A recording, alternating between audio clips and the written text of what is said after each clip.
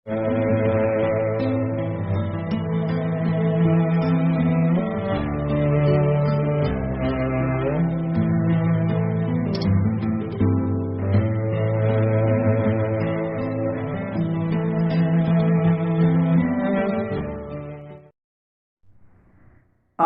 بالله من الشيطان الرجيم. بسم الله الرحمن الرحيم. الرحمن علم القرآن خلق الإنسان علمه البيان. الشمس والقمر بحسبان والنجم والشجر يسجدان والسماء رفعها ووضع الميزان إلا تطغوا في الميزان وأقيموا الوزن بالقسط ولا تخسروا الميزان والأرض وضعها للأنام فيها فاكهة والنخل ذات الأكمام والحب ذو العصف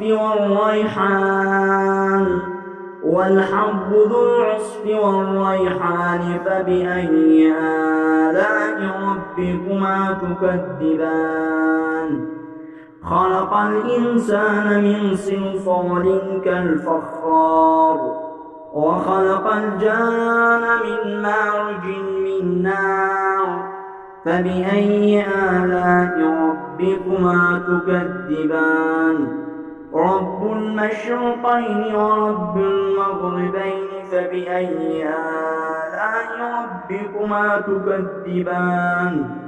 مرج البحرين يلتقيان بينهما برزخ لا يبغيان فبأي آلاء ربكما تكذبان. يخرج منهما اللؤلؤ والمرجان فبأي آلاء ربكما تكذبان. وله الجوار المنشآت في البحر كالإعلام فبأي آلاء ربكما تكذبان. كل من عليها فان ويبقى وجه ربك ذو الجلال والإكرام فبأي آلاء ربكما تكذبان. يسأله من في السماوات والأرض كل يوم هو في شأن فبأي آلاء ربكما تكذبان. سنفرغ لكم أيها الثقلان فبأي آلاء ربكما تكذبان. يا معشر الجن والإنس إن استطعتم أن تنفذوا من أقطار السماوات والأرض فانفذوا لا تنفذوا إلا بسلطان فبأي آلاء ربكما تكذبان.